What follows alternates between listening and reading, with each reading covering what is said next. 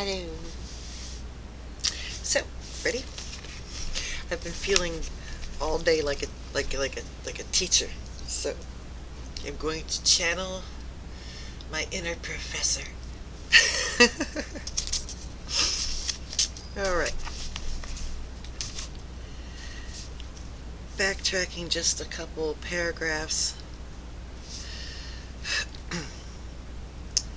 The fact is that emotional application simply will not fit in at all into the Pavlovian formula of breakdown under stress because it is psychologically and and dynamically the exact opposite of such a process. It is the recovery from breakdown. He's continuing to quote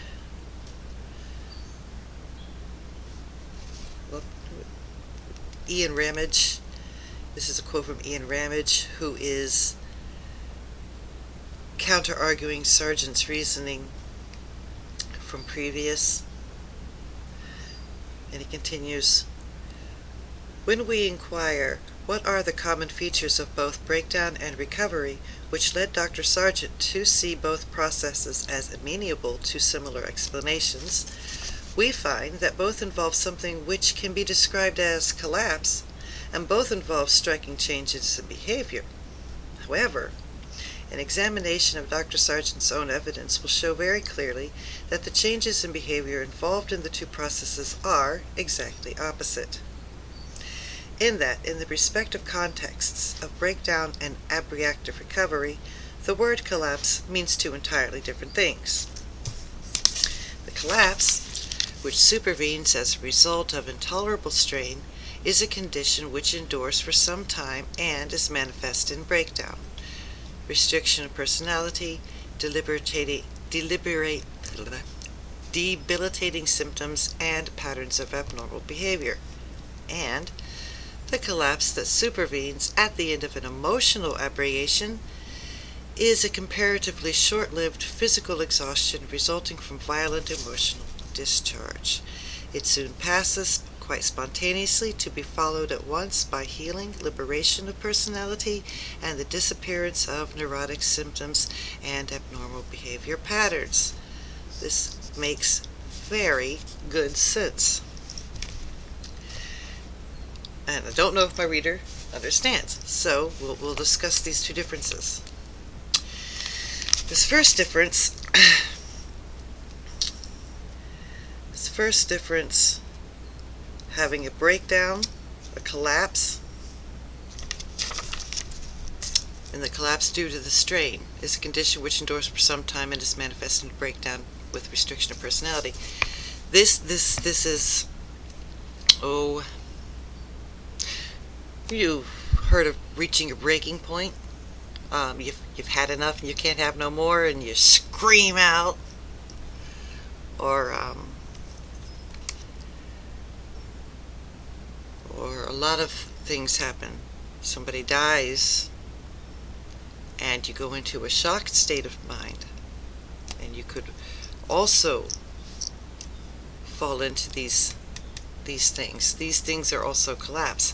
But the other kind of collapse that I would call one of these breaking, and the other one, well, actually I would also call it the same thing. So isn't it funny? We've got two different kinds of collapse, and they're so very different, but they only seem similar. It's weird. Okay, I'm sorry, I'm getting lost in thought. I was thinking of an example of an abused child with the intolerable strain condition, the restriction of personality, the other things, the symptoms and the abnormal behavior, how a child can act out in different ways, or self-harm even. These things also give the collapse type A, and collapse type B is different. Collapse type B is, actually that would probably be a mourning situation would fit into that. the shock, the denial, and then what we're all used to hearing about: shock, denial, anger, recovery, and all during that situation is your emotional abrasion. Okay? Alright, and it passes spontaneously, to be followed at once by healing and liberation of your personality, the disappearance of the neurotic symptoms, like my mother died and I can't think straight and I can't do anything, that kind of thing. We'll call this collapse B, because I don't know any better, because I'm not a student, I never got a degree, I'm just a stupid person. Anyway, if there are any questions about to distinguish A from B, I think we all understand what kind is B. You've had a hard day at work and you come home and you got all these dishes and everything else to do, or you just come home and you fall onto the couch. We say we collapse onto the couch. Well, it is also what we do. Okay, alright. Now we're completely caught up. Rummage is referring in the last sentences above to the experiences of shell-shocked soldiers. His comments on the fact that Sargent seems to link the violent emotional experience of Pavlov's dogs in the flood serving to wipe out their carefully conditioned reflexes to the emotional discharge of the soldiers, which wiped out all their previous neurotic symptoms, such as limb paralysis or tics. This, Ramage says, implies that in Sargent's mind, conditioned reflexes and neurotic symptoms are essentially the same. The soldiers' neurotic symptoms were developed as a defense against facing up to what had happened to them in their war experience. Once the experience had been brought to the surface and the associated feelings expressed, the neurotic defense system was no longer necessary. So that's indicating that once they've gotten their proper therapy, there's space to feel, cry, scream, be angry, and actually go through these collapse B situation, is how they healed. But until then, they were still in collapse A situation. Pavlov's dogs, we'll call them being in collapse A situation. Pavlov's dogs did not develop of their own free will the tendency to salivate at the sound of a bell or to associate at the sight of a eclipse or to associate the sight of an eclipse with a reward. They were taught to do so. The conditioned behavior was not a defense. Rummage does not deny Sargent's thesis altogether. He accepts that the imposition of intolerable stress can have the effects he describes, and can therefore be applied to the brainwashing phenomenon. But cathartic emotional discharge leading to healing is something else. And that is what is going on, he says, in therapeutic abrogation, and in religious conversion experiences. Not even Sargent has maintained that brainwashing or sudden conversions necessarily last forever. He said, "It is one thing to make the mind of a normal person break down under intolerable stress, eradicate old ideas and patterned behaviors, and to plant new ones in the vacant soil. It is quite another to make these new ideas take a firm root." Much like Jesus' parable, but the only way to do so, he says, is to consolidate the gains made.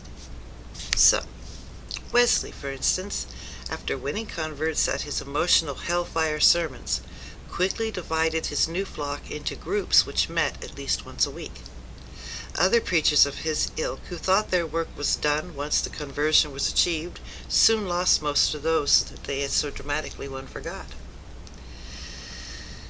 An effective method of consolidating the ground won by political or religious conversion techniques is to maintain controlled fear and tension, says Sargent, and cites the bad guy with bad ideology doctrine that wrong thought is as evil as wrong action, Such a doctrine would have the highly desirable outcome that most would not dare to question the rightness of what they have come to believe, as that would clearly be wrong thought and punishable. Should wrong thought slip out unintentionally in conversation or even in one's sleep? Cancel culture sounds just like bad ideology from bad people that begin with a C or with an S. Do you want to buy a vowel? Quite clearly, brainwashing does not last forever, if it actually occurred in the first place.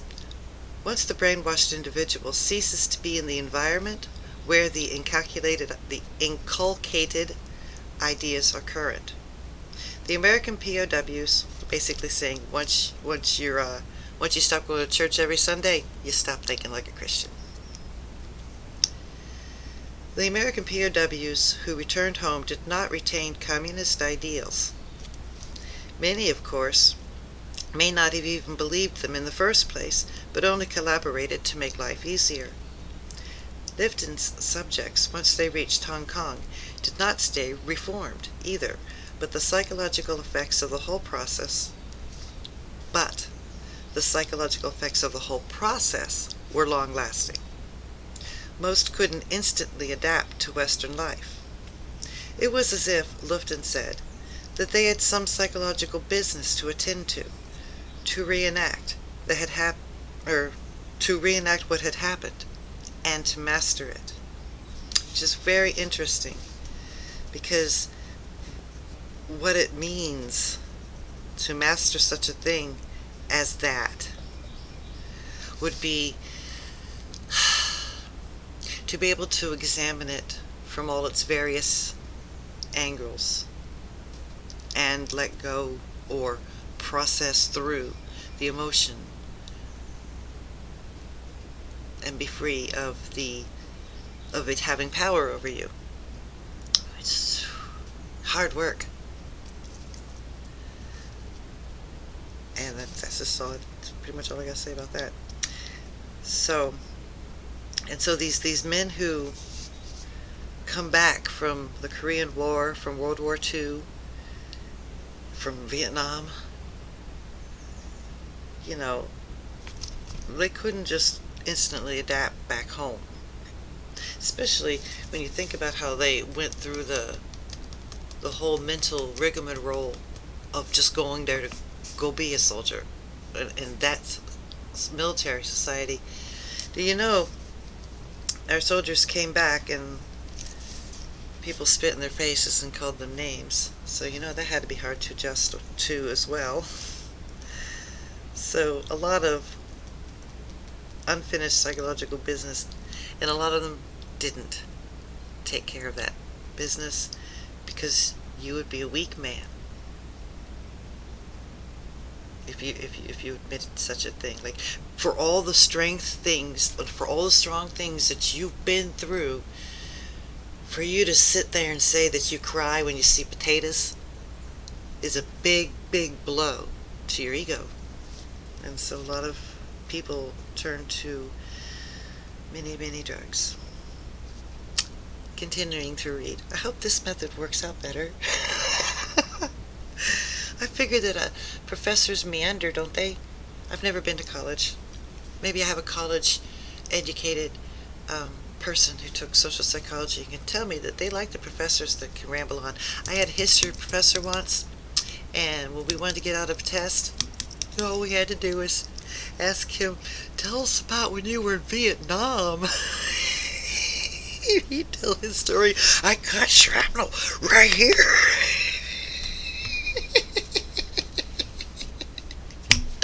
Oh, that's right. Kids disrespect their teachers these days, so they have no way of knowing this. Darn kids today, missing out all the good things. Anyway, continuing. Of course, they also felt alienated in their new country, as most of the Westerners had lived in the other place for very many years. Years later, however, they were still grappling with the powerful emotions and ideas implanted by the bad guys. even though they were hotly anti-bad guy. Many still had fears of annihilation, but some claimed that they felt strengthened because they had had the experience of testing out their emotional limits in a way that few of us are ever called on to do, and they survived. Hinkle and Wolf say that even the most thorough brainwashing can wear off in a short period. Even those indoctrinated for 5 years could revert in a few months, once away from the environment. As environment and the prevailing currents of opinion have such bearing on whether brainwashing effects lasts, Brown comes to the conclusion that, as a technique for changing beliefs and behavior, it isn't even necessary. Social forces alone will do the work.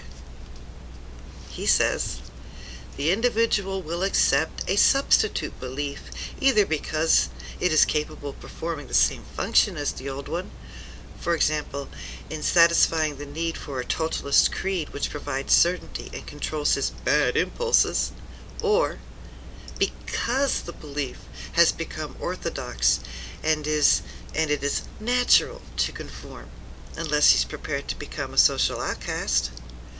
An example I wanted to highlight for you about these two ways of social conforming. The one way I used yesterday. When I made an apology for misgendering the author of this book. Yes, my apology was genuine, but once upon a time I might have just said, ooh, I got their name wrong. See, back in the olden days, before political correctness, I would have said, ooh, I got their name wrong. It's Denise. But now, after everything's been twisted around with all this topsy-turvy, flirpy-derpy, I don't know what the fuck I am. Do I like pink? I guess I'm a girl today. Ooh, I guess I'm a bad person. I shouldn't have said that. I should edit that out. But since that is the prevalent atmosphere, what did I say? I misgendered her. What did I really and truly do? Okay, I'll tell you what I really and truly did. Yes, I made an unconscious misogyny because I assume intelligent writing of this nature must come from a man. Really? How ridiculous. Look at me. I know I'm female and I love this stuff. So where would that come from? Don't know. Must be because I don't see too many women speaking from their intelligent mind in the commonplace. So when I want to go for wisdom, I tend to look to a man. It's not misogyny. Back when I was studying, see what you're doing to your professor. Back when I was studying Christianity, I was so into the Greek words and the context of the historical colloquial ways of using the words of the time. I really enjoyed that. And I also enjoyed how they tied it in with theology. I was one of those fundamentalist Christians. I was a real King James Version. Then I'd go to Bible study every single week.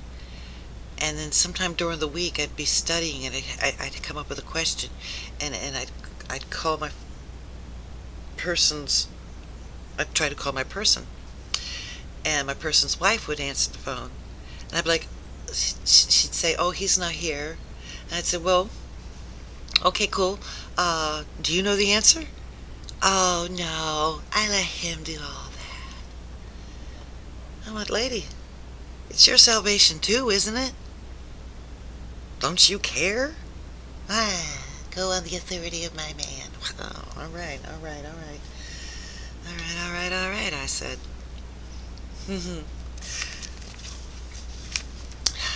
So it's not exactly misogyny as it is. We haven't really earned our place at the table. We haven't learned to communicate. Oh God, we'll have another conversation about feminism later. I mean, oh God, I just lost 50 subscribers. All right, here we go.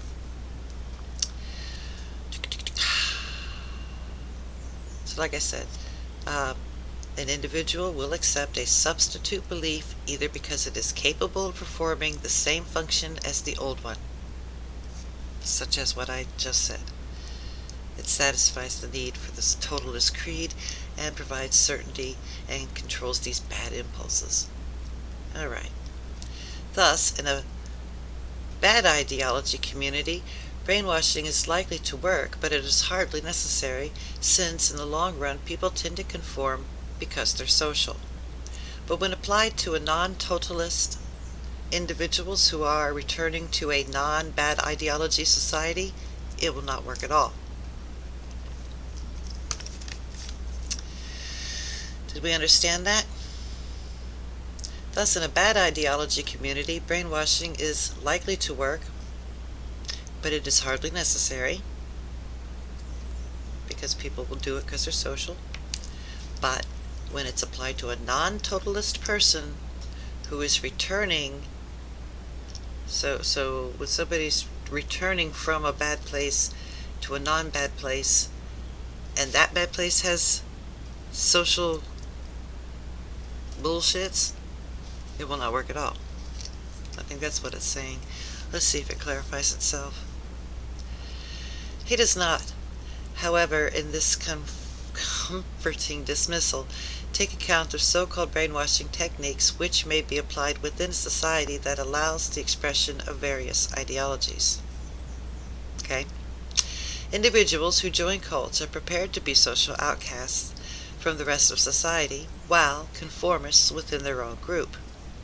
Being a conformist and being a social outcast are therefore not mutually exclusive.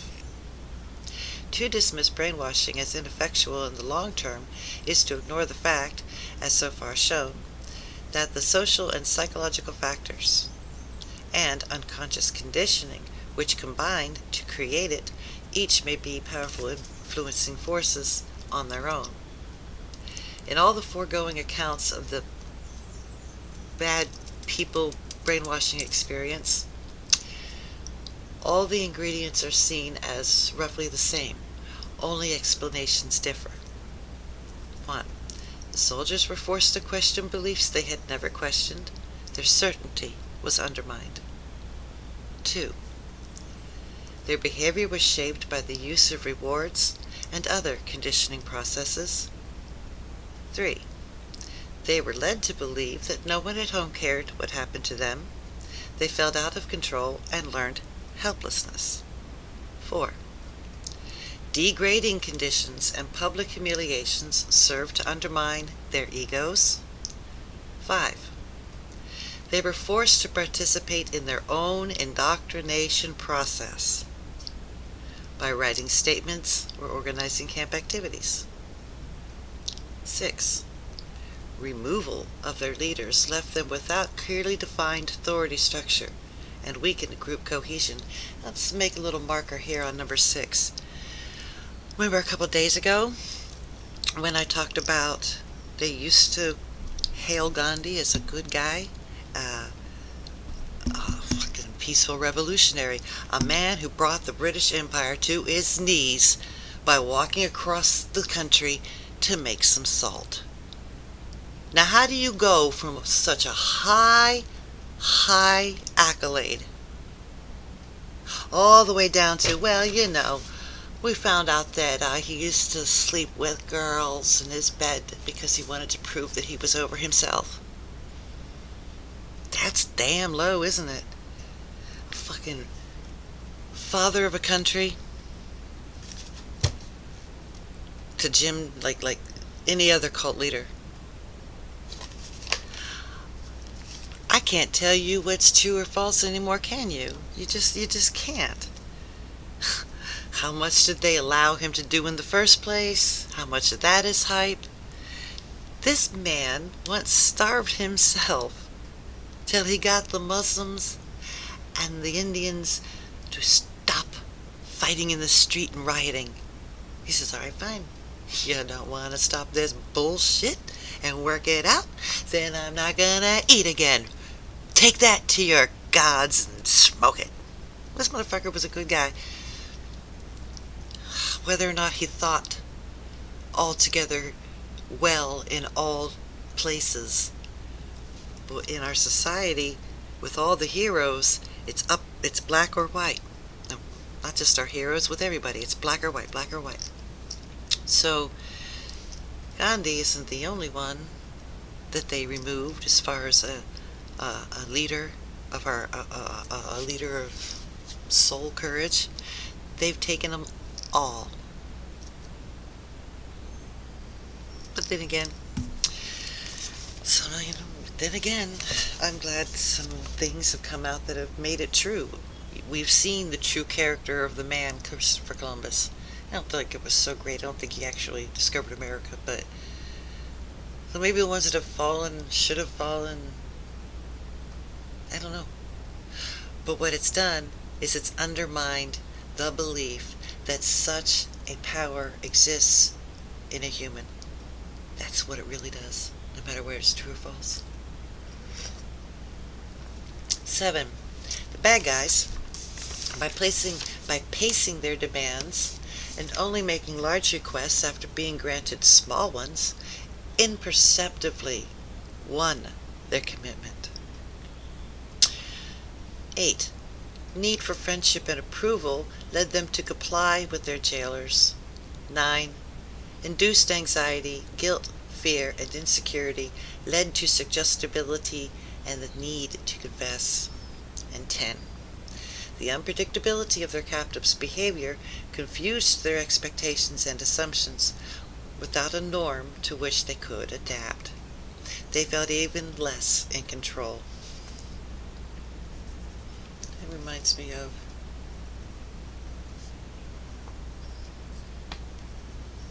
I'll get to it later. It's a footnote for me to you. None of these stressors is situation specific. Although effects were highlighted by severe physical duress in some country that begins with a K, each can be seen in operation on more ordinary Each can be seen in operation in more ordinary everyday contexts. The next 4 chapters attempt to show how circumstances, conditioned responses, physical and emotional restrictions can all act to weaken that which we choose to regard as the unassailable self. That was a loaded sentence, wasn't it? In the next 4 chapters, we're going to find out just how these things weaken our access to the thing we used to call ourself, or typically would call ourself. That's so. Rather than the prey of victimizing external forces, we may, if anything, rather than the prey of victimizing external forces, we may, if anything, be victims of our own false conceptions of what constitutes individual integrity. Ooh, I'm totally excited. So, here's my footnote. Abuse here, abuse there. Okay? These brainwashing techniques, which have been attested to as tried and true, been in operation on the human soul since the beginning of time, since the Inquisition, since anything. Assault on identity, guilt, self-betrayal, a breaking point. All these things. The compulsion to confess, the channeling of your guilt, the re-education, logically dishonoring yourself, the so-called progress and harmony in this new method. Ugh, all this garbage is abuse. Pure and simple.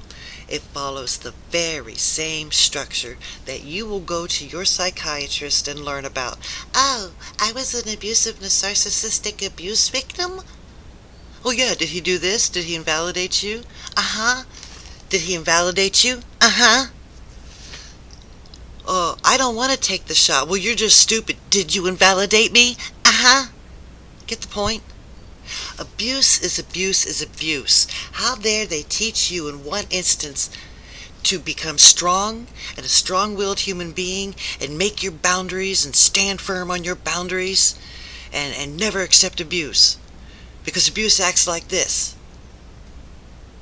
But then they say, oh no, we're the government, we have the law and the science behind us, and you have to do as we say, even though we're doing all the same things that yesterday we told you a healthy person does not respond to.